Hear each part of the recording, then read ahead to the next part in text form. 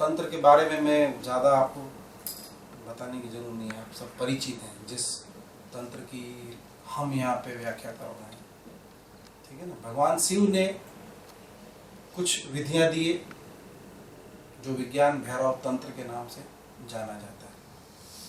विज्ञान माना विशेष ज्ञान, भैरव माना साक्षात शिव, तंत्र माना विधि, मतलब जीव से शिव की यात्रा तक पहुंचने के लिए जो उसने विविध मार्ग या विधियां बताई उनका संग्रह, उनमें से एक विधि है।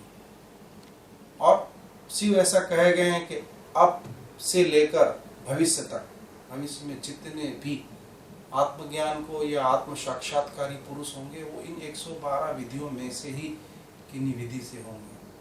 मतलब वो आत्म साक्षात्कार का संपूर्ण विज्ञान समझ लो देकर गए। तो ये विधि का जो उल्लेख कुछ ऐसा है कि वो देवी माना पार्वती, पार्वती के कल्याण के लिए उनने ये विधियां बोली। तो हर विधि के साथ उच्चारण करते हैं कि हे देवी। तो इस सूत्र भी कुछ ऐसा है कि हे देवी, दो श्वास के बीच के अवधान को देखो, मोक्ष का द्वार बन सकता है। इतनी सी विधि है। दो श्वास के बीच के अंतराल को देखो, मोक्ष का द्वार बन सकता है। अपने को अजीब लगेगा कि खाली दो श्वास के बीच के केंद्र को देखेंगे तो उसमें मोक्ष की बात कहाँ से आ गई। तो अपने को मान नहीं लेना है, क्योंकि ये विज्ञान है। विज्ञान का मतलब ही एक्सपेरिमेंट, आप प्रयोग करो। शिव बोल रहे हैं, शिव की बात को मानने की कोई आवश्यकता नहीं, आपको प्रयोग करना है, ठीक है।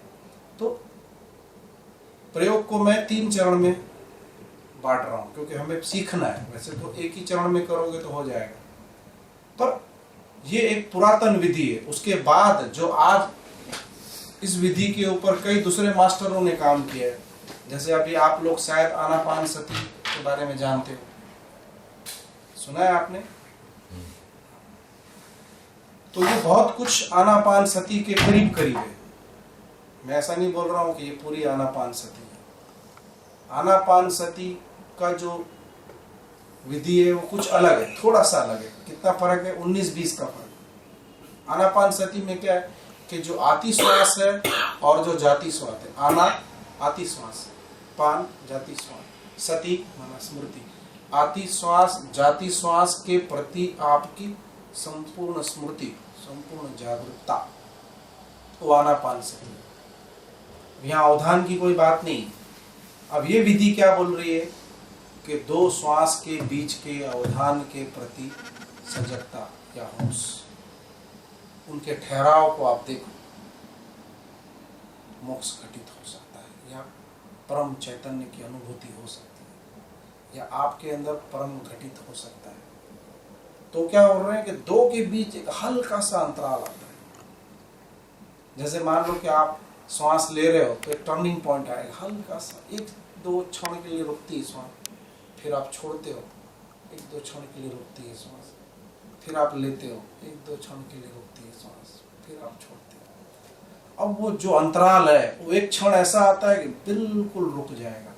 शुरू में आपको पकड़ में नहीं आएगा, अभ्यास करते करते करते करते अब आप देखो कि जैसे ही उस 2 अंतराल को आप स्पष्ट रूप से पकड़ोगे ना, भीतर से आप एक खालीपन,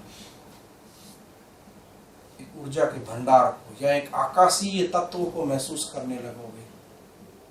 क्योंकि आकाशीय तत्व की अनुभूति ही गहन ध्यान की प्रक्रिया है।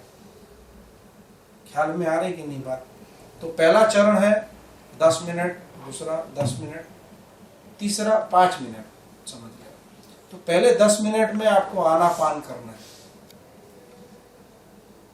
और जो आनापान नहीं समझते हैं, इसके पहले हम बेली ब्रीदिंग करते थे, आपको पता हो, नाभि तक तानदेन।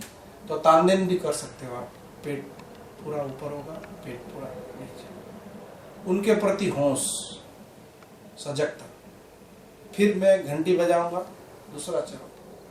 दूसरे चरण में आपको क्या करना है कि वही होगा, श्वास आ रही, लेकिन अब अपना पूरा फोकस आती जाती श्वास पे नहीं, अंतराल पे।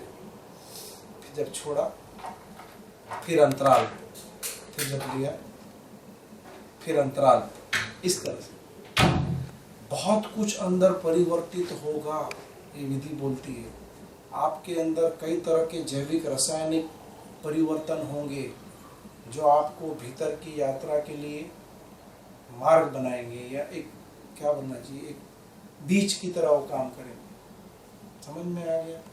और तीसरा है इनका प्रभाव आपके शरीर और मन पे क्या पड़ रहा है, आप बिल्कुल तटस्थ से भाव से उसको अवलोकन करो। मतलब तीसरे चरण में मात्र अवलोकन क्या हो रहा है, दृष्टा भाव से बिल्कुल प्रमाणिक होते हुए, न पक्ष में न विपक्ष में। मतलब एक ध्यानी बन के भाव में आके लोग ध्यानी बनते हैं, तो मैं बोलता हूँ वो ध्यानी नहीं है, वो भावुक है, उनको भक्ति में चले जाना चाहिए।